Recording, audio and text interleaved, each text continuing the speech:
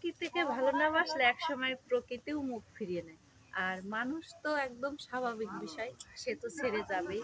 তো দেখুন আমাদের গাছগুলোর কি অবস্থা, এই যে এই গাছে ফুল নেই, এই গাছে ফুল নেই, কারণ আমরা ৩-৪ মাস যাবত এই পরিচর্যা করতে পারিনি, গাছে এক মুখ জল পর্যন্ত ঢালতে পারিনি। তো এখন কিন্তু গাছের যে পুষ্টি, সেই পুষ্টিটাই নেই বললে চলে। ফুল তো একটাও নেই দুই গাছে, এখন শীতকাল ফুলের সময়, তবুও ফুল নেই। আর তো সেই জন্যই বলছি যে প্রকৃতিও মানুষের থেকে মুখ ফিরিয়ে নেয় প্রকৃতিকে যদি ভালো না বাসাতে। আর মানুষ তো দূরের কথা।